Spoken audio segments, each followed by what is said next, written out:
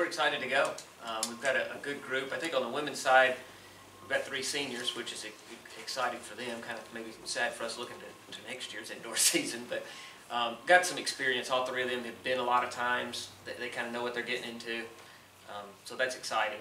On the men's side, we've got 2 guys that hadn't been there before, so that's kind of exciting too. And Marco will be one of the, I haven't looked to see, but he'll be one of the only freshman in his event for sure, because in the distance events especially, it's very difficult to make it as a freshman, so that's pretty exciting.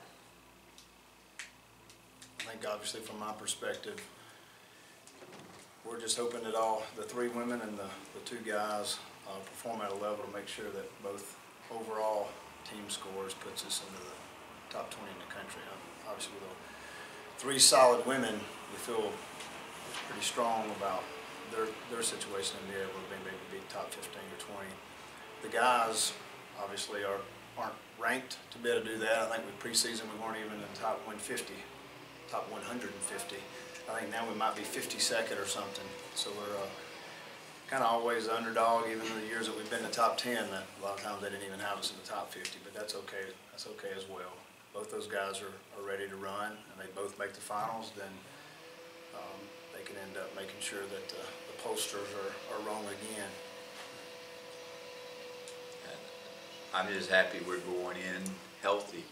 A lot of times you get to this time of the year and you're a little bit banged up, nicked up.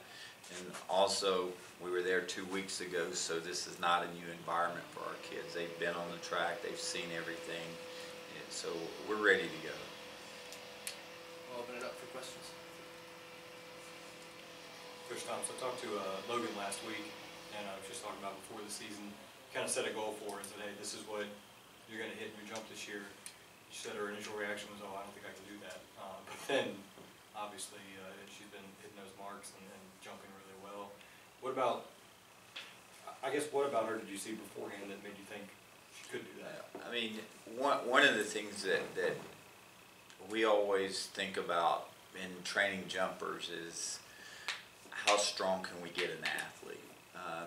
Logan, we can't squat her because of her back, but on the pitch shark, which is a squat without the weight on her back, she's over 800 pounds. She leg presses over 800 pounds.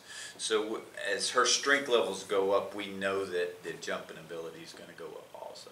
And our goal has always been to jump 1 meter 94, 6'4" and a quarter, because that's the ACE standard to make the World Championships and Olympic.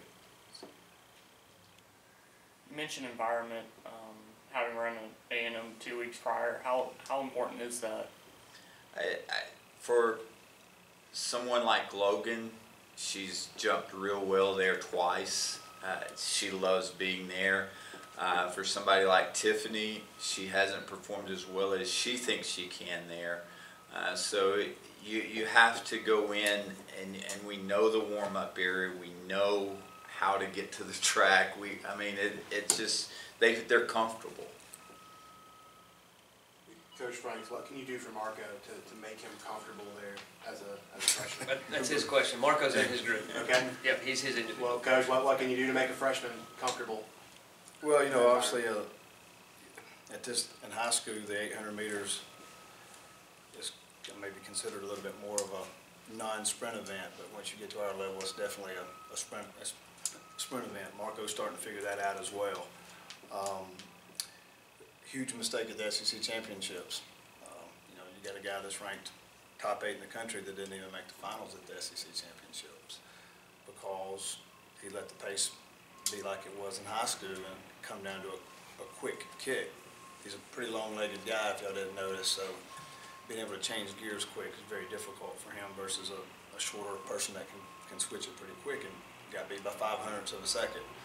That's almost too close for the eye to even see, but in that situation, since the section was slow, only the winner came out of it.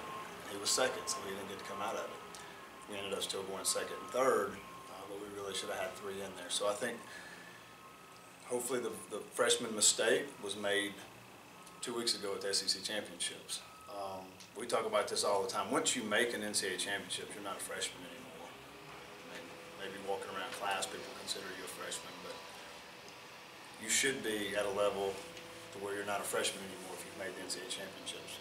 And definitely if we've made a mistake, and I can say we because maybe I didn't communicate clearly enough with Marco, once you make a mistake of that caliber, at that point, you're definitely not a freshman anymore either. You've already made probably the biggest mistake you can make, so most of the time you remember that. So we're not going to look at Marco as a freshman. We're going to look at the fact that he knows now that I'm good enough to where I can gain control of the race, run a strong pace so that I can make sure that I make it into the finals. On the other side of that, is it that much to be gained? I know you mentioned the women obviously all pretty experienced.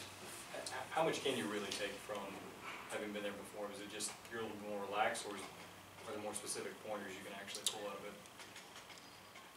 I think they're still going to be really nervous as national championships. The nerves aren't going to really go away. I mean, it's been a long time ago since we were athletes, but matter of fact, I think we might get more nervous than the athletes do because at least as an athlete, you're in control. As a coach, you're not in control at all. You're a cheerleader on the sidelines. But again, every arena has a way different, especially indoors. Your warm-up areas are totally different. Some places don't even have warm-up areas. I mean, you're on your own outside in the rain, whatever it is, and got to come back in. At least here, they're very familiar with even the check-in people, the person they're going to check in with. And anytime that you're really nervous, having some stuff that's familiar is going to help calm your nerves a little bit. Plus, if you've made a big mistake 2 weeks prior, I mean, in reality, in your mind, you're like, it's not going to get any worse than that. You know what I'm saying? So I can just let it all hang out and make sure that I don't put myself in that position again. So, and you know, we do have our females that are experienced. We got some NCAA, I mean, 3 very good females that's going into there. There's probably some teams of 10 or 12 that wish they had a team of those 3. But when you're young like Marco and Dejan, again, you can go into the situation where I really don't have anything to lose. It's pretty dangerous whenever you can put yourself in that mindset, and they will be in that mindset. Houston, can you talk about, I don't know, I'm going to mispronounce the first name, I'll just say Price. She's been a national champion before. She has. So she's, you know. She's been there a lot of times. And she's had good experiences, and she's had some not so good. Her first national championship indoors, the year she won the outdoor national championship, she won her section. We were on top of the world. Okay, you look great going in. And then we find out she stepped on the line one time in the prelim and was disqualified. That's what she was referring to, a bad experience. There's something to be said for that. And Rianne, people don't really realize this, but Rianne missed a whole year, almost a complete year of running with pneumonia and pleurisy the year after she won a national championship. And she's back starting to hit checkpoints that she hit the year she won the outdoor national championship. So that's exciting. She's going to be in there. She's going to do well. I don't know if she can win or not, but I think by outdoors, we may be having a more serious conversation about that.